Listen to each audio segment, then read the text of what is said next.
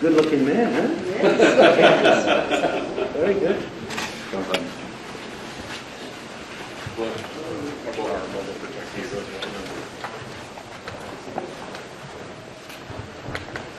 Okay, please.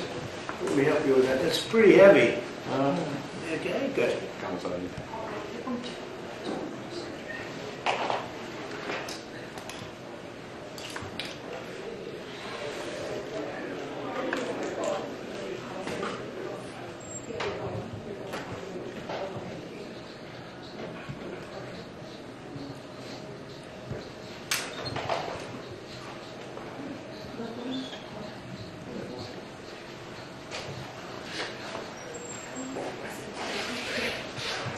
Delegates, Absolutely. Nice to see the you. presidential spokesperson. Nice to see you. Great to be with you. That's so beautiful what you've done.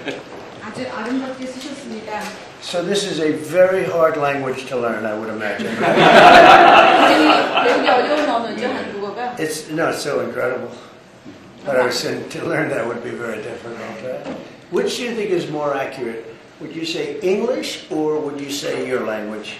영어하고 More accurate. 한국어가 정확성에 있어서 어느 언어가 더 정확하다고 생각하세요? 컴퓨터가 쓰기에는 한국어가 좀 낫고 말하기에는 영어가 좀 나은 것 같습니다. I think for computer, Korean is better, but to speak, English is better. Is that right? Well, it's nice. It's nice. I'll learn a couple of words again. Let's go and get them. Go to the Oval Office. Is that your pen? 저기 펜이 직접 그 대통령 네, 거예요. 가지고 있는 겁니다. Very Yes, good. that's my pen. That's a nice pen. Do you want to take it with you? 가진 거예요? I'll grab that pen.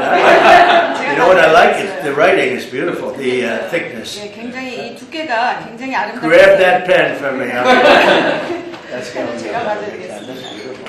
대통령께서 사인한 것보다는 훨씬 더 쉽게 볼 수 있을 겁니다. No, it's nice. You know, It's the easier to ball. sign than your pen. I don't like the ballpoints, you know, with the thin little. 볼펜이 별로 안 좋아하시고 볼펜은. This is made by in your country? 어디서 Oh yeah. 만든 건가요? 네, 한국 겁니다. 네, It's made in Korea. 대통령께서 하시는 그 아주 That's 어려운 사인에 유용할 겁니다. It'll be useful in your complicated signature. I'll use it because for me, I like that kind of writing. I like that felt. 제가 사용하겠습니다. 네. 괜찮으시면은 영광이지. 지금 두께가 굉장히 마음에 듭니다. It'll be an honor for me. I don't like a ballpoint, right? 볼펜은 I don't 굉장히 like it. 싫어하시고. You don't either. I can see that. I'll 대통령께 get it. 쓰시는 사인에 아주 잘 어울릴 겁니다. I think it will fit very well with your signature. I won't use it, but I'm going to keep it because I don't want to use it. I want to have it as an honor and keep it in a very important 네, place. 사용하지 Okay? 않겠지만 선물로 아주 영광으로 소중하게 간직하겠습니다. Thank you. And I have gifts for you. Before we leave, we have to remember. And I have some great gifts for you and your people. All sorts of 가시기 things. 전에 제가 선물을 드리겠습니다. 대통령과 또 대표단. We always have to remember that a lot of times and then people will rush out and I say, oh, I forgot to give the gifts. 그러니까 제가 잊어먹지 않게 도와주십시오. 왜냐면 나가느라고 바빠가지고 잊어먹지 않겠습니다. So you'll remember. Okay? 근데 제가 사실 우리 대통령께 받고 싶은 선물이 하나 있습니다. But there is a present that I would like to receive from you, Mr. President. Go ahead. 제가 이시바 총리가 받은 선물을 봤는데 사진 찍었는데요. 기사를 많이 냈어요 보니까. 많이 했습니다. 네. 그 전에는 반일 몬스터라고 그랬잖아요. 이재명 대통령 당선됐을 때만 하더라도 반일 몬스터, 네. 라는 표현까지 하던데. 근데 보니까 이재명 대통령이 반일 몬스터가 아니라 예, 상당히 실용적이네. 실용주의자다. 네. 예. 그렇게 그래서 뭐 계기가 된 것은 역시 yomiuri 신문에 대표가 와서 네. 그 직접적으로 8페이지짜리 인터뷰. 네. 네. 인터뷰를 했고 거기에는 또 이재명 대통령의 어렸을 때부터 어떻게 살아왔는가 그것도 yomiuri가 냈습니다. 네, 그것은 그 일본 사람들이 상당히 감동할 만한 스토리거든요. 그러니까 고생하면서 공부를 하고 또 대통령까지 됐다라는 그게 그 일본에서도 70년대에 다나카 카쿠에이라는 예. 촌리가 그 비슷해요. 초등학교밖에 졸업하지 않았는데 그러나 법을 너무 잘 알고 있어가지고 촌리까지 올라가는 사람인데요. 너무 고생한 이시바의 스승 아닙니까? 이시바의 스승입니다. 예. 그러니까 그러니까 그 사람하고 비슷하다 이렇게 예, 연결됐거든요. 비슷하다라고 하니까 이게 이시바도 조명이 되고 요미우리 신문이 지금까지는 이재명 대통령 상당히 경계하고 있었는데 이게 완전히 그 기조가 바뀌었습니다. 태도가 바뀌었고 요미우리가 바뀌니까 일본 매체들도 싹 다 바뀌더라고요. 네네, 싹 바뀌고 다나카 가쿠웨이 하니까 일본 사람들은 다 이미지가 있으니까 일본 사람들한테 이미지가 좋은 정치인이잖아요. 예. 그리고 또 중국 과거에 수교를 한 사람이에요.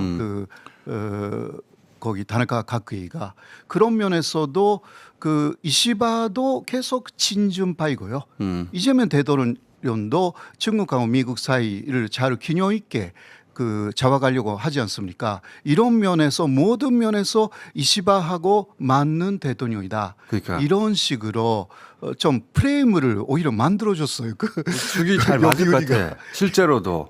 실제로도 이시바는 약간 지식인 스타일이잖아요. 지식인 네, 스타일. 맞아요. 공부 많이 하고 책 많이 읽고 막 논문 읽고 막 토론하고 막. 근데 이재명 대통령이 그런 사람하고 대화가 잘 되거든요. 그런 스타일이라 잘 맞는 것 같다. 그리고 김대중 오보치에 들어갔던 통절한 반성 이 문구도 이시바 총리가 이거 넣어야 된다고 해서 넣었다는 거잖아요. 예. 그 사실 마지막에 콘동 문서, 예. 콘동 선묘의 그런 사죄 부분이 정확하게 들어가지 않아 가지고 이게 지금 그 한국 안에서도 시민단체가 상당히 비판하고 있는 부분인데요. 네, 그러나 현재까지의 그 상황에서 이시바는 반성을 쭉 이야기를 해왔고 이재명 대통령도 8.15 견축사를 통해서 과거를 직시하면서 미래 지향적인 한일 관계라고 해왔기 때문에 이번에 제가 콘돈 소명에 그러면 왜 사죄라든가 반성이라든가 그 말이 들어가지 않았는가라는 것을 나름대로 조금 생각을 했는데 그 결론은 뭐냐? 그것을 콘돈 소명까지 내버리면 이시바가 촌리 못하게 될 우려가 있는 거죠. 그럴 수도 있을 것 같아요. 예. 지금은 지지율도 낮고 네. 일본 극우가 이시바를 쫓아내려고 하잖아요. 네네. 예, 그래서 저는 이재명 대통령이 좀 봐줬다라고 생각이 들어요. 그리고 전략적인 면에서 이시바가 또 임기는 2년 있습니다. 그 2년 동안 쭉 할 수 있게 아니면 이번에 9월 초에는 그 자민당 의원 총회가 열려가지고 이게 잘못하면 이시바 아웃이 되거든요. 근데 그것을 어느 정도 막아야만이 왜냐하면 그 다음 잘못하면 극우 일본촌가 그러니까. 나오면 이게 다 말짝광이야. 한일 관계는 완전히 끝장나는 거거든요. 예. 그러니까 조금 양보하면서도 이시바가 일단 촌리로 있는 것이 한일 훨씬 관계에서는 좋죠. 훨씬 좋기 때문에 다른 대안이 없어요. 그 극우 여성이 있고 코이즈미라는 약간 비이성적인 사람이 기다리고 있고 또 다른 여러 가지 선택은 다 안 됩니다. 지금 다 안 돼요. 그렇기 다카이치 때문에 사나에 이런 사람 오면은 진짜 말짱꽝이죠 이제. 그거는 뭐 완전히 그 한국하고 싸우자라는 사람이니까. 그러니까요. 한국이 기어오른다고 표현하는 사람이니까. 네. 그러니까 지금 이시바가 딱 좋고 우리 네. 입장에서는 100%는 아니어도 우리하고 같이 보조를 맞출 게 있고 그러니 이시바 곤란한 것은 좀 미루자. 예. 왜 그런 것 이시바가 그 사죄라든가 그런 이야기를 곤돈 소묘에 내면 좀 불리해지는가라는 것은 그 사람 그래도 그 자민당 국회의원이고 또 자민당 안에 극우파가 그것을 노리고 있습니다. 이시바는 그러니까 안 된다라고 해서 금방 있는 그 총회에서 이시바를 아웃시켜야 된다. 이 힘이 강해지니까 조금 양보했다라고 저는 보고 있고요. 최근에 지지율이 조금씩 올라가고 있죠. 올라가고 있습니다. 충분히 이거는 그 교도통신이 요새 한 여론조사에서 이시바 그만 되면 안 된다가 거의 60%가 됐습니다. 우리가 일본 상당하죠. 통리를 걱정해주는 경우는 처음인 것 같은데. 마이니치가 23일, 24일 날 여론조사를 했는데 30%를 넘긴 게 지난 2월 이후에 총리가 정권이 30%를 넘긴 게 처음입니다. 29%에다 4% 정도에서 한 2, 3%는 이재명 지금 대통령이 해준 거다라고 했죠. 여론조사에서. 이거는 부채를 지는 것이고 지난번에 한번 말씀드렸잖아요. 가기 전에 그 일본에 이번에 참여연이 된 이세자키 의원이 이시바 수상이 스승으로 부르는 사람이에요. 그다음에 와다 하루키라고 아시죠? 우리나라 진보분. 그 두 분하고 저하고 남기정 교수하고 지금은 말해도 될 것 같은데 아예 공동선언문에 과거 직시 부분하고 사과하고 다 집어넣고 4가지 항. 그다음에 그 한일 수교 때 했던 거 문제된 2조 3조 다 우리가 서로가 합의할 수 있는 부분을 만들어서 양쪽에 다 전했습니다. 대통령한테도 전했고 이시바한테도 전했어요. 이시바의 반응은 자기는 다 동의한다. 이번에는 못한다였습니다. 그러면 이해할 수 예, 있어요. 한국에 왔을 때 그다음 우리 조치가 뭐냐면 한국에 왔을 때 하는 게 더 효과가 클 수 있다. 왜냐하면 한국에 그렇고 오니까 일단 나 총리 자리 지키고 일단 살아나. 예, 바로 지금은 그래요. 예. 왜냐하면 아까도 말씀드렸지만 9월달에 9월 초에 예. 그 얼마 안 남았네. 예, 금방 이게 결과가 나오기 때문에 지금 지지율이 올라가고 있는 마당에 그거 사죄라든가 그러한 내용이 들어가 있는 공동 성명문을 발표하면 일본 내에 지금 자민당뿐만이 아니라 야당에서도 극우가 많아지고 있는 그러한 상황에서 굉장히 불리해진다. 이런 그래서 이재명 대통령이 일본을 먼저 왔다는 것도 일본이 막 부각시키고 네, 맞습니다. 이시바한테 네네, 도움이 되라고 하는 맞습니다. 거죠. 예. 근데 여전히 국민 여론은 그런데 이게 당 내부의 투표라서 아직 위험이 남아 있는 거죠. 예. 예, 그러니까 지금은 그 일단 전망은 50%라고 합니다. 5대5. 예, 5대5. 그러니까 결국은 그 나머지 50표 정도가 그 자민당의 지부장들의 표가 50표, 47표 있습니다. 이 사람들이 어떻게 하느냐. 그 여론조사가 계속 일반 여론이 높아지면은 아무래도 압박을 받죠. 네네. 영향이 좀 압박을 있겠죠. 예, 있습니다. 네. 자, 그리고 그래서 일본 언론의 이재명 대통령에 대한 분위기 톤이 좀 바뀌었어요. 네. 최근에 기사를 보니까 바뀌었네 많이. 예. 예. 바뀌었습니다. 처음에 당선됐을 때 반일 몬스터라고 그랬단 말이죠. 매체 두 군데서나. 그래 그렇게 보이겠지. 근데 분위기가 완전히 바뀌었다는 걸 알려드리고. 근데 지금도 혹시 그렇지 않습니까? 네네. 나중에 어떻게 상계 같은 경우는 지금 겁난다. 나중에 변할 거다. 본색을 낼지도 모르니까 너무 안심하지 말라는 식으로 또 톤을 예, 냈어요. 그 이명박 대통령 그 예를 들어가지고 계속 일본하고 잘 하고 있었는데 마지막에 위안부 문제를 기점으로 해가지고 톡도 방문했다. 그래서 그러한 보수계였던 보수 쪽의 대통령도 그런 식으로 일본에 대해서 상당히 강경하게 나왔기 때문에 좀 불안감은 남아있다는 식으로 상계에서는 보도를 했는데요. 그러나 전반적으로는 지금 이재명 대통령에 대한 그 호감이 계속 상승했다. 강해지고 있는 것 사실. 그거는 일본 매체를 보면 확실히 그런 것 같습니다. 상케이는 뭐 그렇게 생각하라고 하고요. 예. 자, 이거 진짜 궁금한 건데 비서실장이 나중에 합류했잖아요. 네. 지금. 그래서 3실장이 다 미국으로 갔어요. 이런 거 처음 본 것 같은데 예를 들어서 그 미국과의 통상 문제나 혹은 뭐 특정 문제를 위해서 의논하기 위해서 누가 갔다 이럴 수는 있는데 다 그 전문 분야 담당 분야 비서실장은 그냥 포괄적으로 대통령을 서포트하는 사람이란 말이죠. 네. 비서실장이 왜 갔을까? 그래서 중간에 조현 장관 간 것도 그렇고 그죠. 그다음에 비서실장 가는 것도 그렇고 지금 총력을 기울인다는 건 분명해 보이고요. 이런 거 아닐까요? 이거 맞나 한번 생각해 봤어요. 의원님이 아실지 모르겠는데 제가 그래서 비서실장을 왜 갔을까 한참 생각해 봤는데 말을 안 하니까. 근데 트럼프의 특징이 막 앉은 자리에서 찍찍 볼펜을 그어가지고 다시 국가 간 협상인데 막 쓰고 숫자 바꾸고 막 그러잖아요. 그래놓고 나서 또 한참 있다가 이쪽에서 이렇게 알고 있었는데 아 그거 아니야라고 자기들 마음대로 또 발표해 버리잖아요. 그래서 그런 일이 많으니까 정상끼리 만나고 나서 거기서 나오는 막 여러 가지 이야기가 있을 수 있는데 그 직후에 바로 비서실장끼리 만나가지고 이걸 문서화하자라거나 이 확실히 하자 뭐 이런 딴소리 못하게 나중에 이번에 그런 그러니까 용도 아닐까? 예, 이재명 대통령이 그 이시바 촌리한테 예. 그 물어본 거의 대부분은 그 미국하고의 돈산 문제입니다. 그렇겠죠. 예, 그래서 당했잖아. 예. 시바 총리가. 예, 그래서 어떻게 해야 된다라는 어떤 그 경험담이라든가 지금 일본이 조해 있는 그러한 그러니까 15%라고 약속을 했는데 갑자기 다른 말이 나오고 그러니까. 또 다시 다른 말이 나오고 또 기타 잘 안 되는 부분들이 많습니다. 예를 여전히. 들면 한국이 조선업이 굉장히 그 지금 네. 잘 되어 있다고 생각하잖아요. 그런데 미국은 더 그 한국이 굉장히 잘 이야기를 하기 때문에 많은 곳을 맡기려고 하잖아요. 네. 그런데 일본이 오히려 그것이 고맙습니다.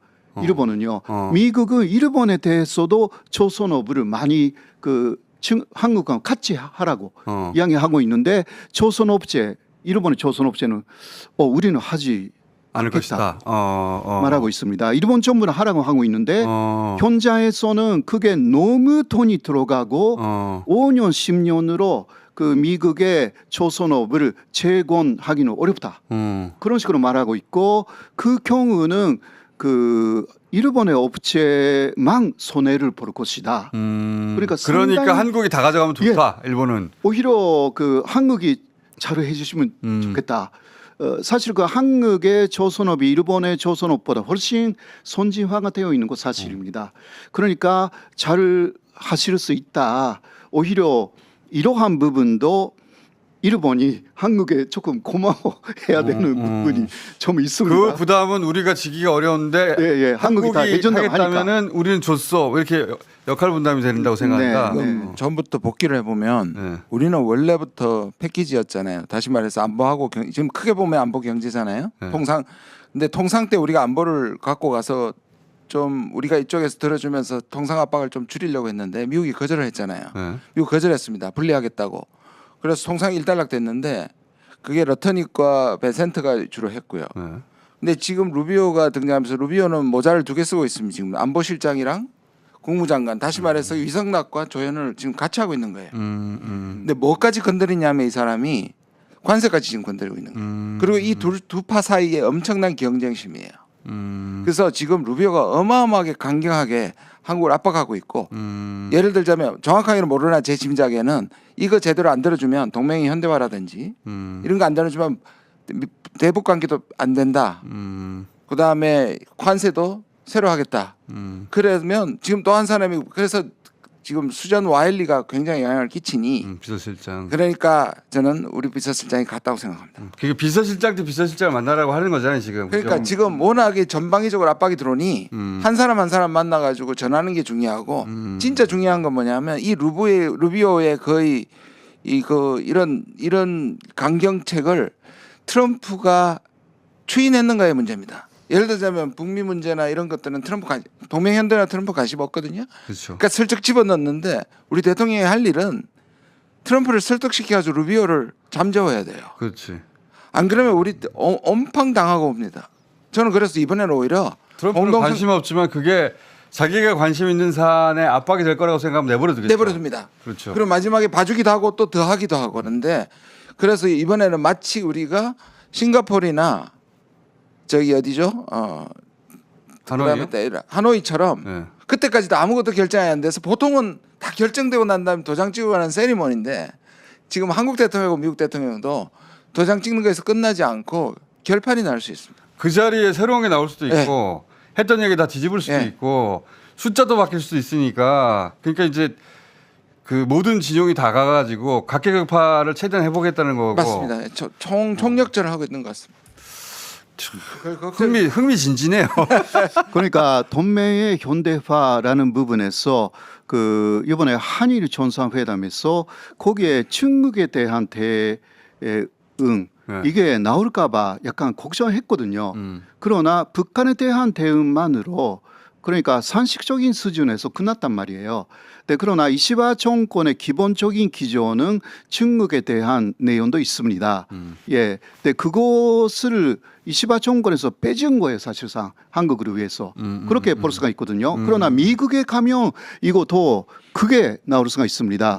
동맹의 현대화라는 것은 사실상 주한미군이나 한국군을 대중국 전선에 사용한다라는 내용이 있기 때문에 일본에서는 이것을 막아내고 이시바도 거기에 대한 이해력이 있었기 때문에 이런 부분은 그 일본 쪽에서 그 조금 양보한 것입니다. 자유롭고 열린 인도태평양을 빼준 거는 빼준 거고. 네. 일본이 양보한 것이고. 네네네. 그죠? 그 예. 트럼프 정부도 약은 게 뭐냐면 관세를 일본을 때려가지고 모델을 만들어서 한국을 압박했고 이번에는 안보 쪽을 한국을 먼저 때려서 일본을 또 압박할 겁니다. 뜻대로는 잘 안 될 것 같아요. 근데 문제는 제일 문제는 이거예요. 그 3,500억 불입니다. 그 돈이요? 그 돈을 트럼프는 그냥 돈을 가져오라는 거고 어려우면 할부로 해줄 게고 그러니까 확실한 돈을 가져오라고 얘기하고요. 지금 MOU까지 요구하고 있는 것 같습니다. 그러니까 우리는 뭐 어떻게 생각했냐면 그중에 5% 정도 실제 돈이 들어가고 나머지는 보정된다 그랬잖아요. 근데 그게 그거가 실무단에서 합의된 건데 합의된 건데 이걸 지금 루비오가 오히려 협박하고 있고 현금으로 가져오라고? 현금으로 가져오고 일본처럼? 그리고 MOU까지 하자고 그거는. MOU는 써줄 수 있어요. 근데 저는 그래서 오히려 국내 언론이 또 뭐라 그럴지 모르겠지만 트럼프와 똑같이 이번에는 그냥 공동성명 하지 마라. 합의문 하지 마라는 게 제 건입니다. 트럼프가 잘하는 짓인데. 예, 우리도 묶일 필요 없습니다. 그냥 내가 맞아요. 말해주고 오면 됩니다. 예, 한일 정상회담 때는 콘돈 성명까지는 만들었지만, 네, 그러나 기자회견 하지 않았습니다. 기자들의 질문을 받지 않았습니다. 네, 그런 부분은 일본에서도 좀 그 보도가 됐고요. 서로가 신경 쓰고 있다라는 식으로 일본에서도 보고 있습니다. 딱 정해진 틀을 벗어나지 않도록 조심한 네네. 거네요. 말하자면. 그리고 또 일본 쪽에서는 그 에이펙이 그 견주에서 있지 않습니까? 예. 10월에 그때 트럼프 대통령도 오고 시진핑도 오고 또 트럼프의 목표는 그때 잘못하면 김정은 다시 만날 수 있는 거 아닌가? 그렇죠. 이런 게 있지 않습니까? 그러면 대박이죠. 예. 네, 그런 안 된다니까요. 예, 지금은 상황 안 되지만 그러나 그러한 부분이 일본이 더 관심을 갖고 있어요. 판문점에 올 수는 있다고 봐요. 잘만 하면. 근데 이제 그러려면은 그 북한의 몸값이 엄청나게 올라갔기 때문에 미국이 적어도 북한 핵을 용인해야 가능합니다. 그렇죠. 엄청나게 몸값이 올라가지고 근데 트럼프는 지금 본인의 이 대통령으로서 마지막 그리고 천국에 가고 싶다잖아요. 자기가. 네, 천국에 가고 싶다 했습니다. 자기가 그래서 말했잖아. 천국에 가고 싶다. 평화 협상을 많이 하면 천국 갈 수 있다고 얘기했습니다. 이제 나이도 그렇고 천국에 가야 하니까 자기가 준비하는 거니까 북한하고도 그래 원하는 거 들어줄게 할 수도 있어요. 트럼프가 뭐 다른 사람 신경이나 쓰나요? 사실 미국을 굉장히 그 신경 써가지고요. 미국을 뺀 CPTPP라든가 있지 않습니까? 네. 그게 그 한일 정상회담 다음에 확대 회담이라든가 그때 조금 이야기 나왔습니다. 네. 그리고 또 그 입헌민주당의 노다 대표하고 이재명 대통령이 이번에 일본에서 만났는데 오히려 노다 대표가 CPTPP에 한국이 초청했습니다. 들어와야 되는 게 아닌가. 근데 이전까지 라든가. 일본은 한국은 빼는 거였습니다. 네, 예. 이제 급해졌습니다, 일본도. 네, 그거는 그 대미국이거든요. 사실. 그러니까요. 그러니까 일본하고 한국이 갑자기 같은 편이 됐어요. 네, 네, 네. 그렇습니다. 이런 건 처음 보는데 같은 편이 됐어요. 같은 편이 돼가지고 미국을 상대할 때 한국의 도움이 필요하다는 생각을 일본이 하게 됐고 네. 일본 정치가 그리고 실제 도움이 되고 있어. 예, 한일 FTA도 정확하게 이번에 그러니까 노다가 더 이야기를 했고요. 근데 노다하고 이시바의 관계가 어떤 관계냐? 이 사람들이 전에 그 신생당이라는 동지 아니에요, 동지. 예, 동지입니다. 그렇습니다. 그러니까 이번에 일본에서 나와 있는 이야기가 진짜 이시바가 어려워지면 그 입헌민주당하고 연립하겠다. 이게 무릎 밑에서 움직이고 있어요. 그렇게 됐으면 좋겠어요. 예, 이거 대단히 재밌는 부분인데요. 우리나라 입장에서 되면 좋죠. 네, 네, 네. 자, 근데 트럼프는 북한 문제는 자기 임기 중에 꼭 해결하고 싶은가 봐요. 볼튼 여기에 텀을 타야 되는데 루비오는 예. 북한 악마화하고 중국 악마화는 대표적 근본주의자입니다. 그렇죠. 그걸 지금 숨기고 있고 근데 한국하고 협상할 때는 그걸 계속 지금 밀어붙이고 있나 봐요. 그 대통령이 한국은 고자질 해야 됩니다. 트럼프한테. 저는 그 볼튼 때문에 자기가 그쵸. 미국 북한하고 협상 못했다고 그게 머리 계속 남나 봐요. 볼튼 이번에 그 뭡니까 압수수색 압수수색 당했잖아요. 들어갔습니다. 네. 굉장히 복수지 복수. 뭔가 평행이론 같아요. 윤석열하고 되게 평행이론 맞아. 같아요. 윤석열 했던지 되게 비슷하게 하는데 참고로 볼튼 압수수색 됐습니다. 그리고 지금 워싱턴에서 1,000명 군대 깔았다가 확대시켜서 시카고에서도 지금 군대를 배치하고 있습니다. 그래서 계엄이라고. 네, 네. 그것도 평행이론 중에 하나가 될 미국 지식인사에서 그러네요. 한국 계엄을 지금 흉내내고 있다고 연성 계엄. 그러니까. 내년 6월쯤이 어떻게 되어 있는지. 예, 그래서 전혀- 분리하면 진짜 내년 중간 선거 스킵하려고 할지도 모릅니다. 그러니까 중간 선거에 대해서도 그 선거구를 지금 그 다시 정리하고 네, 있어요. 나중에 예, 그러니까 재조정하고 있습니다. 그 공화당에 유리하게 지금 텍사스를 조절해서 5표를 더 얻으려고. 네, 여러 최근에 가지 미- 하고 있습니다. 미국에서 온 교수 한 사람 그럼 만났는데 자기가 지금 한국 공부하고 있다고 그러더라고요. 니네 어떻게 이거 넘어갔니? 그러면서. 자 오늘 여기까지 하겠습니다. 감사합니다. 맞습니다. 외교는 일종의 방법론이잖아요. 근데 네. 내용은 아니잖아요. 그러니까 국익을 지켰다는 것인데 보통 8.15는 대북 메시지하고 대일 메시지가 나오는데 이것 역시 윤석열을 뒤집고 제자리로 돌아가는 과정이라고 저는 생각합니다. 네. 왜냐하면 대일 메시지도 사실은 일본과의 관계를 윤석열 식이 아니라 미래를 지향하겠다는 것이고 가장 큰 차이는 이겁니다. 그 전제 조건을 삼지 않는 겁니다. 그러니까 윤석열은 전제 조건이 뭐든 다 일본한테 다 갖다 줘버렸고 다 퍼줬어요. 그런데 사실 문재인 정부 때도 투트랙이라 그래서 예민한 문제하고 둘이 분리한다 그랬는데 그때는 아베가 둘을 연결시켰어요. 아베가 전제 조건을 삼았습니다. 그러니까 한국이 위안부란 강제적 그거를 뒤집지 않으면 한국하고 아무것도 안 한다고 원래 전제 조건을 갖다 붙이는 것이 어이없게도 일본이었어요. 근데 그전에는 우리가 전제 조건을 많이 갖다 붙였죠. 네. 그런데 어찌됐든 윤석열 이후에 한일 관계가 좋아진 것은 그 받아들이되 예민한 문제는 두고 계속 지적을 하겠다는 것이고 이 전제 조건을 삼아서 아무것도 하지 않겠다고 한 것은 매우 실용적인 거죠. 왜냐하면 특히 미국에 의해서 지금 동병상련에 처해 있기 때문에 그렇지. 그렇죠. 게다가 이시바는 살아남아야 합니다. 자민당에서 나올 수 있는 최고의 우리에게 유리한 카드가 이시바라면 그래요? 예. 이시바는 대한민국 국익에는 굉장히 도움이 돼요. 그 역설적으로 이름만 그런 게 아니라 제가 지난주에 일본에서 만나도 일본의 야당 중에 진보적인 생각을 가진 사람들이 다 이시바가 살아남아야 된다고 얘기하고 있어요. 그래요? 역설적으로 이번에 참정당 있죠. 네. 제가 오늘 굉장히 놀라운 얘기를 일본 그 의원이 제 사무실을 방문해서 들었는데 이 참정당 있지 않습니까? 이 극우정당. 일본에서 약진했던 극우정당이 있습니다. 이번 참의원 선거에 참정당인 네. 이름이 참정당. 이 사람 이 선거 운동의 반이 조센징 욕하는 거였습니다. 한 혐한을 부추기면서 약진했는데 오히려 누가 도왔느냐 하면 뒤에서 조직표로 자민당 극우가 도왔습니다. 이게 뭘 말하냐 하면 자민당이 이시바가 밀어내기 위해서 참여원에서 승리하면 안 된다는 거예요. 역설적으로 해당을 해서 이시바를 몰아내기 위해서 자민당이 참정당을 밀어가지고 오히려 자민당의 패배를 가져오게 했다는 것이 지금 일본 내에서 얘기되고 있는 부분입니다. 그러면 이시바는 국민의힘의 그 조경태 정도 되겠군요. 그렇게 이해하면 되겠군요. 그럴 수 있겠네요. 괜찮은데요? 아주 이해가 쏙 잘 되죠. 근데 이제 왜 그러냐 하면 조경태 정도. 왜냐면 두 가지 점에서 우리한테 그러면 오래 못 가겠네. 또 그렇게 되면 안 되는데 오래 못 가겠어. 우리한테 왜 유리한 카드냐 하면 일단 과거사에 대해서 열려 있습니다. 열려 있어요. 예. 반성 좀 하는 것 같아요. 특히 13년 만에 전쟁에 대해서 반성을 했죠. 아직 식민지 우리 강제에 대해서는 아직 얘기하지 않았는데요. 네. 이 부분이 8월 23일 한일 정상회담에서 나온다면 좋죠. 문제는 이 당내 입지가 불안해서 이번에 나올지는 잘 모르겠고요. 아니 본인이 지금 위태위태한데 그런 메시지를 낸다고요? 지도 살아야 되는데. 근데 또 거기에서 저랑 비슷한 분이 한 분 계십니다. 이세작기 의원이라고 제가 만났는데 이분이 그 이시바가 스승으로 부르는 분입니다. 그러니까 당은 다르지만 네. 이분이 이 한국에 가서 그 얘기를 해야 된다고 얘기를 하자. 그래서 직접 얘기하고 저도 똑같은 말을 이재명 대통령한테 보내자.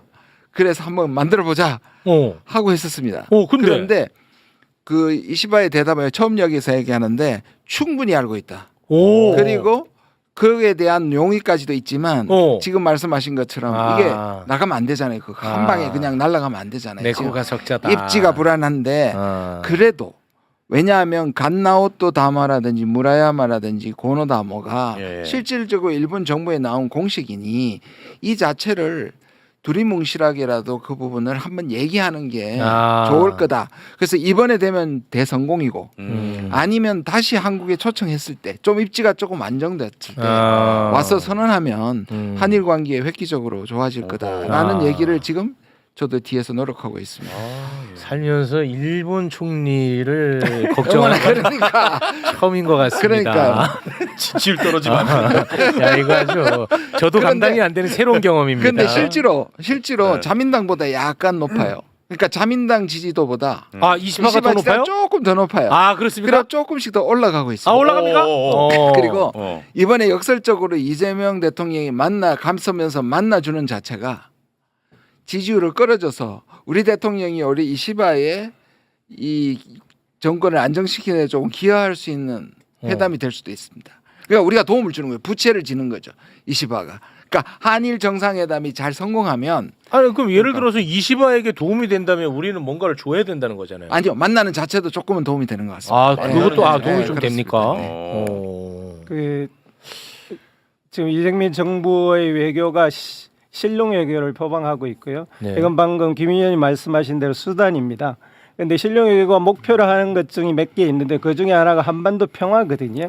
한반도 평화의 관점에서 보면 우리에게 지금 이시바 트럼프 이 체제는 상당히 기회입니다. 기회요? 예, 이시바가 왜 기회냐면 이번 참의원 선거에서 방금 말씀하신 대로 참정당이 2석에서 15석으로 급격히 치솟았거든요. 그 극우 자민당 내부에서 극우가 참정당 쪽으로 가버렸어요. 그러니까 자민당이 기존의 자민당이 어떤 당이었습니까? 아베 이시바를 이으면서 일본 보수가 극우화되는데 굉장히 중심이 되었던 당 아닙니까? 그렇습니다. 이번에 계기로 이 자민당이 느슨해지고 분열되고 해체되는 과정에 놓여 있어요. 그래서 이시바는 그 중에서도 상당히 중도적인 그리고 참정당과 확실히 구분되는 노선을 택하고 있습니다. 그런 점에 있어서는 동북아 평화에서 이시바가 계속 유지를 하거나 이시바가 자민당의 중심이 되는 것이 굉장히 중요하고요. 중국에서도 이시바에 대해서 그런 측면에서 굉장히 기대가 큽니다. 그래요? 예. 왜냐하면 중국도 그러니까 그거가 얘기하는 대동아 공영권이 아니고 한중일의 협력이 중요하다고 얘기하는 사람입니다. 아시아 지역의 협력이 중요하다고 생각하는 사람이에요. 이시바가. 네. 살아남아야겠죠? 이거는 좀 진짜 처음이에요. 이거. 이시바. 야 불안하네. 이시바는 근데 가능성은 좀 있다고 봅니까? 그래도 계속 살아남을 아까 가능성? 말씀드린 것처럼 지금 처음에 거의 지금 퇴진 분위기였잖아요. 그랬잖아요. 그게 또 극우의 아까 전략이라고 말씀드렸고 그거에 비해서 조금씩 안정을 찾아가고 있긴 합니다. 그래서 지금 얘기는 9월까지는 최소한 살아남을 거다. 그다음에 이제 연말까지는 살아남을 거다 이런 얘기가 나오고 있습니다. 이시바가 도움이 되는 것이 이번에 미국이 기존의 동맹관계, 호혜적인 동맹관계에서 철저히 거래적으로 닫겠죠. 일본을 다 일종의 수탈 같은 방식으로 뜯어냈지 않습니까? 일본 국민들이 거기에 대한 피해의식이 지금 상당히 높아 있는 상황이거든요. 그런 상황에서는 어떤 국가와 적대적 관계에 있을 때 그 나라는 단결이 필요한데요. 그런 점에 있어서 이시바는 관세 협상 이후로 지지율이 좀 올라갔습니다. 그리고 이런 점에서 이번에 정상회담이 또 다른 측면에서 의미가 있다라고 생각을 하는데요. 왜냐하면 미국이 지금 일본과 우리를 완전히 동맹관계에서 거래관계로 변환을 시켜버렸거든요. 그렇다면 이제 기존에 미국이 방향을 정하고 한국과 일본이 따라가던 방식에서 이제는 한국과 일본도 독자적으로 살국리를 만들어내야 된단 말입니다. 그 중에 하나가 뭐냐 하면 일본과 한국이 미국이 완전히 안 가지고 있는 게 있어요. 그게 제조업입니다. 아, 제조업. 그 제조업 한복판에 조선업이 있고요. 예를 들어서 마음 먹고 한국과 일본이 조선업을 가지고 미국과 딜을 하면 상당한 협상력을 가질 수밖에 없습니다. 아, 그래요? 미국은 지금 배를 전혀 못 만들고 있거든요. 그런데 중국과 해군력 경쟁에서 갈수록 떨어지고 있단 말입니다. 그런 측면에 있어서는 한국과 중국, 한국과 일본의 제조업이 절대적으로 필요한데 지금 각각의 국가를 분할해서 그들이 요구를 관철했었는데 만약 네. 이런 상황에서 한국과 일본이 손을 잡는 제스처만 하더라도 미국은 상당히 긴장할 수밖에 없습니다. 그 한일 제조 뭐 예를 들어 제조 연대. 예. 그거는 그러면 이재명 대통령의 의지가 좀 있는지 그리고 이시바의 의지가 있는 건이에요. 저는 있다고 생각하고요. 양쪽 다 있다고 봐요. 왜냐하면 그래. 미국이 한참 처음에 트럼프가 관세 압박을 했을 때 들고 나온 게 한중일 FTA였습니다. 그러니까 뭐냐면 제조업 세계 1, 2, 3, 4위가 한중일 그리고 독일입니다. 그러니까 세계 제조업의 8, 90%를 차지하고 있는 것이 이 네 나라예요. 그러면 그중에 한중일이잖아요. 그럼 이 한중일의 협력을 이시바가 얘기했고 그러니까 우리로 봐서는 미국이 중국을 싫어하잖아요. 그러면 우리가 옛날에는 중국하고 먼저 했는데 일본하고 먼저 통해서 중국으로 가면 미국을 견제할 수 있고 지금 독일도 불만이 엄청 많습니다. 미국 때문에 독일 경제가 제조업 흔들리고 있거든요. 에너지를 제대로 싸게 공급받다가 미국으로부터 비싼 LNG를 받으면서 독일이 흔들린단 말이에요. 폭스바겐이 거의 부도나기 직전이거든요. 그러니까 독일도 여기 끌려 들어올 수도 있습니다. 아, 그래요? 그러면 이걸 좀 크게 보고 우리나라가 그걸 오히려 선도할 수도 있습니다. 한중일 독 이렇게 이게 세계 제조업 경쟁력 1, 2, 3, 4위입니다. 우리가 3위고요. 또 하나는 환율 문제입니다. 일본과 우리가 공동으로 대응할 수 있는 것이 미국은 이 관세 협상이 끝나고 나면 그 다음에 환율로 자국이 유리한 위치를 점하려고 하고 있고요. 그 대표적인 타켓이 일본입니다. 그래서 이미 일본한테는 환율 조정을 하겠다라고 통보를 했는데 일본이 뭐라 그랬냐면 단번에 놓으라고 말했거든요. 이건 우리나라도 타켓이 될 수 있습니다. 네. 그런 점에 있어서 한국과 일본이 뭔가 공동 전선을 취하면 미국이 금융업들이 한국과 일본을 타켓으로 해서 뭔가 수탈을 하려고 하는 시스템에 대응할 수 있는 큰 힘이 됩니다.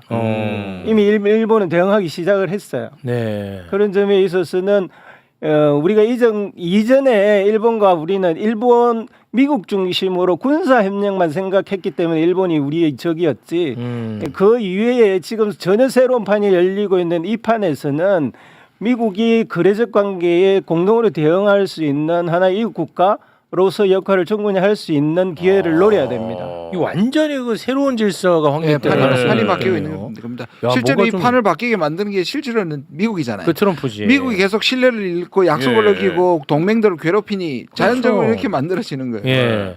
그러면 만약에 진짜 이게 현실화 된다면 그때는 또 트럼프가 생각이 바뀌겠죠. 트럼프 그때까지 살아남아 있겠습니까? 제 말은 이제 정권이요. 아, 정권이. 이게 뭐 1, 2년에 이루어질 수 있는 건 아니니까요. 야, 만약에 그렇다고 해도 그러면 우리는 이제 양손에 떡을 다 쥐게 그렇죠. 되는 거죠. 외교는 옵션이 많을수록 좋은 거예요. 그렇지. 근데 이 윤석열은 2개밖에 없었잖아요. 미국하고 일본밖에 없었잖아요. 실제로 지금 이제 그 옵션을 계속 늘리는 것이 실용주의의 기본입니다. 그럼 그런 차원에서 이번에 이시바를 23일에 먼저 만나는 거는 굉장히 친의 한 수라고 저는 생각합니다. 그런 차원이군요. 네.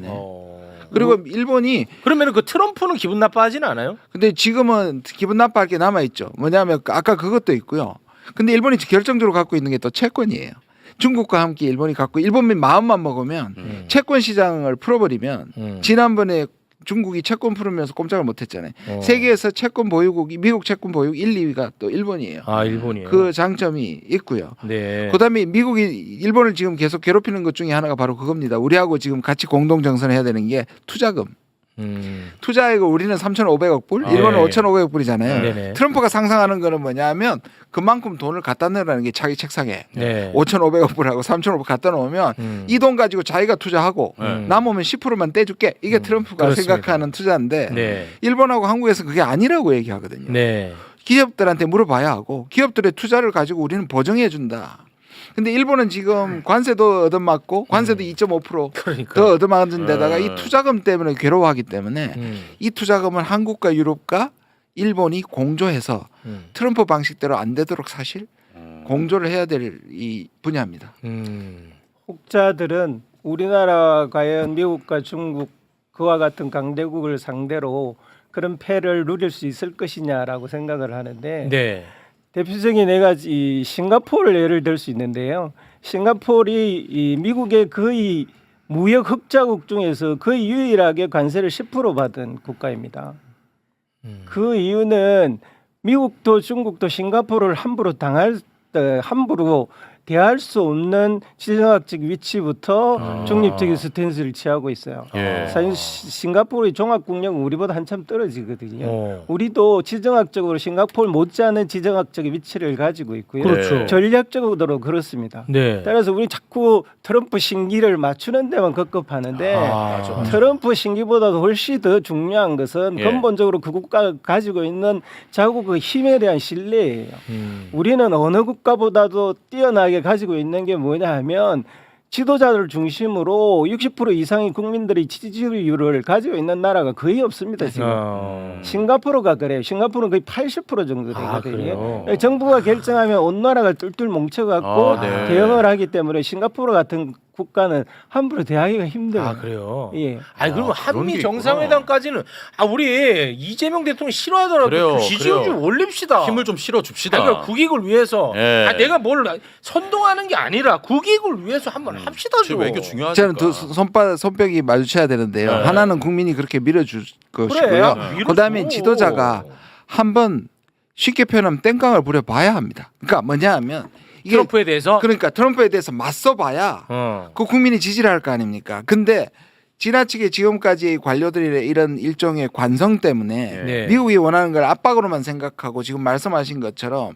그냥 좋은 게 좋은 거로 넘어가는 순간 실용적으로 그렇게 해야 될 때도 있지만 우리가 말하는 마지노선을 만들어 놓고 이거는 안 된다. 난 국민한테 물어봐야 된다 하고 그냥 그대로 버텨야 된다. 그걸 보여주면 저는 우리 국민들 다 지지할 거라고 보거든요. 그게 네. 호주나 캐나다, 멕시코 지금 말한 싱가포르까지 다 증명이 된 거잖아요. 그럼- 근데 우리나라나 일본은 지금까지 미국한테 너무 의존돼 맞아요. 있어서 예. 그런 땡깡을 부려본 적이 없어요. 땡깡 부리면 또 트럼프가 깨갱할 때도 있어요.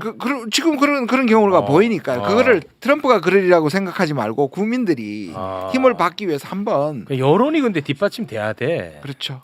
여론이. 그 두 가지가 같이 합쳐져야 예. 된다고 저는 개개가 내가 브라질하고 인도인데요. 브라질하고 인도에 트럼프가 미쳐가지고 50%의 관세를 때렸어요. 인도는 러시아한테 석유 산다는 핑계로 때렸고요. 이 브라질은 소보나라고 하는 극우 보우소나루. 대통령, 보우소나라고 하는 극우 대통령을 감옥에 가두었다고 그 핑계로 이제 50%를 떼었습니다.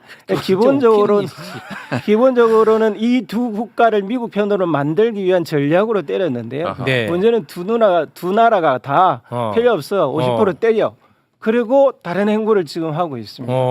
인도는 지난 한 8년 동안 중국과 척을 지고 있다가 이번 달 말에 중국에 다시 들어가 시진핑 주석을 만나서 우리끼리 잘해보자라고 이야기하기 시작했고요. 브라질은 우리 미국에서 무역 12%밖에 안 돼. 이거 다른 나라에 팔 수 있다라고 하니까 중국에서 곧바로 야 우리 니네들 커피 다 사줄게 전화를 한 거예요. 그랬어요? 그래서 지금 그들은 우리는 그런 군력적인 협상 안 한다고 지금 버티고 있습니다.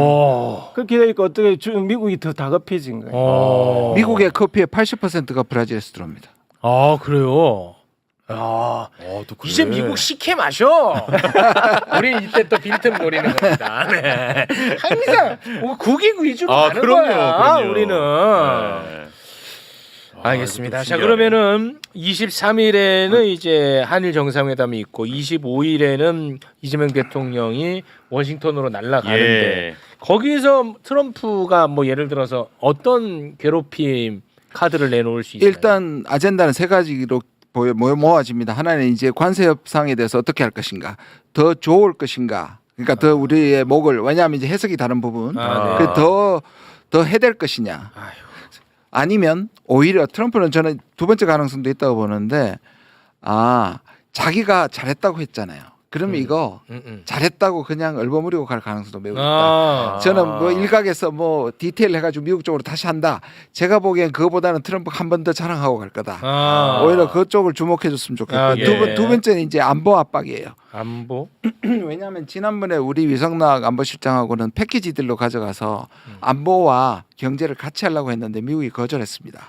하고 안보는 따로 하겠다고 했고 지금 나오고 있는 동맹의 현대화라든지 그다음에 분담금 증액이라든지 국방비 증액이라든지 이 부분의 압박이 제일 걱정되는 부분이긴 합니다. 지금 제가 좀 있는데요. 그게 이제 저 세 가지 중에 제일 문제가 될 것이고 이게 아마 초점이 될 텐데요. 뭐 방위비 분담금은 알겠고 네. 그 동맹 현대화는 뭐예요? 그러니까 제가 꾸준히 얘기했던 미국이 계속적으로 용어를 지금 개발하고 있는 겁니다. 전략적 유연성입니다. 전략적 유연성 말씀드렸잖아요. 미군을 활용해서 북한을 지키는 붙박이군이 아니라 중국 쪽으로 활용하겠다는 것이고 게다가 더 나아가서 한국하고 일본을 동원해서 중국을 막겠다는 거예요. 그걸 이름 좋게 동맹 현대화로 지금 바꾸고 아 그게 동맹 현대화야. 그러니까 이게 긍정적인 말은 국민이 모르게 자꾸 긍정적인 말을 하고 있는 거예요. 근데 여기는 돈은 트럼프가 강조하고 있고 분담금하고 국방비는 트럼프의 관심사고 네. 뒤에 동맹 현대화는 군부의 관심사입니다. 더 위험한 거는 두 번째입니다. 그러니까 트럼프와의 사이에 간극이 좀 있습니다. 이걸 잘 이용하셔야 됩니다. 아 근데 트럼프는 별로 관심 없어요? 트럼프는 그 부분에서 알지도 못하고 크게 관심이 없습니다. 돈이구나 그냥. 근데 이 동맹 현대화는 그 전략적 유연성이라는 것이 2002년부터 군부가 꾸준히 한국한테 요구했고 요새 와서는 굉장히 공격적으로 왜냐하면 둘 다 이 트럼프도 자기 요구에 안 하면 그리고 군부도 자기 요구 안 하면 감축하거나 철수한다는 압박을 하고 있거든요. 주한미군을. 그러니까 이 기회다 싶어서 지금 올라타고 있는 것이 군부거든요. 그래서 오히려 이 돈 문제를 좀 시간을 끌면서 오히려 트럼프를 설득하고 하고 트럼프는 오히려 이러한 복잡한 이 동북아에서 미군이 개입되는 걸 오히려 원하지 않습니다. 그러니까 그 부분을 잘해야 되는데 이번에 미국에서는 계속 명시적으로 이 전략적 유연성에서 동의해라. 그러면 방법이 있습니다. 두 가지인데요. 첫 번째는 노무현 대통령이 했던 말입니다. 뭐예요? 미국의 전략적 유연성의 필요성은 알지만 이것을 한반도 내에 사용할 때는 한국의 허락을 받아야 된다. 한국의 동의를 받아야 된다. 그냥 한국의 동의라고 얘기했습니다. 한국의 동의 없이 미군을 빼서 쓸 수는 없다고 얘기를 했기 때문에 이걸 마지노선으로 얘기를 하면 되고요. 더 압박할 때는 그냥 까면 됩니다. 우리 국민한테. 이거는 우리가 국민들한테 물은 적이 없다. 주한미군이 여기 와 있는 것은 대북 억지용이지. 이걸 빼서 다른 데를 공격해서 우리가 중국한테 보복받을 수 있으니 이거는 국민투표를 붙여야 되고 국회 통과해야 된다. 그렇게 마지노선을 정하고 가야 된다. 그래서 아까 제가 뭐 땡깡이라는 표현했지만 사실 정확한 용어는 아니죠. 우리가 그걸 말고 우리가 생각하는 원칙을 딱 해야 된다. 원칙을 딱 정해두고 그거를 그 이상은 양보하면 안 되고. 결국 말씀하신 건 또 우리 여론이 뒷받침돼야 됩니다. 그리고 세 번째는 제일 그래도 우리한테는 좀 희망적인 얘기입니다. 왜냐하면 트럼프가 우리한테 주는 유일한 긍정성은 바로 북한 문제입니다. 북한 문제에 대해서 여전히 트럼프는 북한하고 대화하고 싶어 하니까. 지금 제가 들은 얘기인데 관세 협상에도 심지어 관세 협상 담당자들이 와가지고 왜 북한이 안 나오냐고 수시로 물었다고 얘기합니다. 그러니까 전혀 상관이 없는 관세 협상 중에도 미국의 고위 관리들이 들어. 근데 북한은 왜 안 나와? 뭘 안 나와요? 협상이 안 나오냐고 우리한테 끊임없이 물었다고 합니다. 그만큼 지금 트럼프의 큰 머릿속에는 북한이 더 똑같습니다. 가자나 이쪽에서 해결하고 싶은 것처럼 러우 전쟁처럼 북한하고 빨리 하고 싶은데 북한이 대답을 안 하니 근데 최근에 어찌됐든 불만 섞였지만 북한이 대답이 나왔잖아요. 그래서 루비오가 우리도 관심 있다. 그래서 이 부분은 오히려 이 대통령이 가가지고 트럼프를 한껏 띄워주셔도 된다. 당신은 피스메이커다. 특히 지금까지 4개의 나라들의 협상을 이끌어냈거든요. 지금 그 콩고하고 르완다, 그다음에 캄보디아, 태국, 그다음에 인도, 파키스탄. 아제르바이잔하고 아르메니아 이 4개를 일단 해냈습니다. 그리고 지금 러우 전쟁도 그 직전이고요. 그래서 아마 이걸 한껏 띄워줘서 일단은 패싱이고 뭐고 북미가 연결되게 만들어 놓는 것이 좋습니다. 북미가 연결될 수 있게끔. 알겠습니다. 너무 근데 좀 희망으로만 돌리셔가지고. 아니요, 그런가요? 앞부분은 그렇지만 그래도 세 번째 안은 트럼프를 칭찬하고 뭔가 좀 반대 의견을 받아올 수 있는 좋은 카드이다 생각이 들었어요. 네. 지금 이 시기에 트럼프가 우리에게 나쁜 점이 있고 좋은 점이 있는데요. 나쁜 점은 자꾸 경제적으로 돈을 뜯어내려고 하니까 네, 그렇죠. 나쁜 거고요. 좋은 점은 뭐냐면 이 양반이 뭐 그게 상 때문이든 국내 정치 때문이든 상관없이 세계의 평화에 관심이 많아요. 그래서 지금 이번 회담에 저는 두 가지가 명확하게 걸려 있다고 생각하는데요. 전시작전금을 포함해서 한반도 평화를 이룰 수 있는 뭔가 새로운 출발점을 얻어내올 기회이기도 하고요. 또 반대편에서는 뭐 어려운 말로 동맹의 현대화, 뭐 전략적 유연성 이렇게 표현을 하지만 쉽게 말하면은 우리나라를 중국을 방어하는 항공모함으로 쓰겠다. 네. 그 항공모함으로 사용할 출발점이 될 수도 있어요. 그러니까 이번 정상회담은 굉장히 중요합니다. 네. 근데 아마도 지금 전체적인 분위기를 볼 때는 이재명 대통령도 잘 알고 있기 때문에 네. 이 동맹의 현대화라는 이름에 진행되는 항공모함으로 갈 가능성은 높지는 않다고 생각하는데요. 네. 그런 소극적인 방어 수준에서 넘어서서 설령 돈을 좀 양보하더라도 우리나라 주권을 다시 회복하는 기틀로 만들어서 전작권도 가져오는 방향으로 회담을 하시고 그리고 남북 간의 적대적 관계도 미국이 도울 수 있는 뭔가를 이야기를 하고 왔으면 좋겠습니다. 네. 알겠습니다. 야, 이번 회담은 진짜 궁금하다. 이게 상황에 따라서 우리나라의 미래를 결정할 수 있는 진짜 굉장히 궁금하네. 이거 하고 나면은 저희가 한동안 이거 굉장히 깊이 있게 많이 다뤄야 될 것 같아요. 꼭 얘기하고 싶은 게 뭐냐면 트럼프가 지금 제일 싫어하는 게 협정문입니다. 잘 아시잖아요. 네, 뭐 그래서 남기는 거 싫어하죠. 공동 성명을 미국 쪽에서 안 하고 싶어 할 거예요. 네. 거의 확실합니다. 왜냐? 네. 그게 묶이고 싶어 하지 않으니까.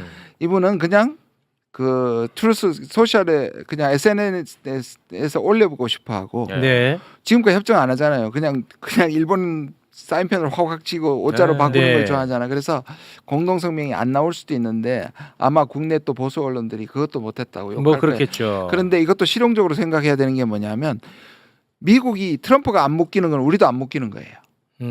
협정문이 없으면 우리도 안 묶이는 그렇지. 거예요. 그러면 우리도 그거에 대해서 우리 해석을 하면 되는 겁니다. 그렇지. 그래서 꼭 공동 성명에 집착하지 말라고 하고 싶습니다. 알겠습니다. 야, 이게 진짜 궁금하네. 네, 가장 중요한 것 같네요, 진짜. 마지막으로 한 말씀만 더 네. 드리면 이런 회담을 앞두고는 우리나라 언론 중에서 일부 보수 언론이 트럼프 편에 서서 그게 계속 문제야. 지속적으로 미국이 정당하고 미국이 이기니 미국 편에 서야 된다. 이런 메시지를 굉장히 다양한 방식으로 퍼뜨립니다. 그러니까요. 그러니까 뭐 예를 들면 이번에 고든창이라고 미국의 고든창. 극우 중에서도 극우입니다. 그런 네. 사람의 말이 되는 건 아무것도 없어요. 네. 그런 사람을 끊임없이 미국이 이렇게 말했다라고 한국 언론에 실어줘요.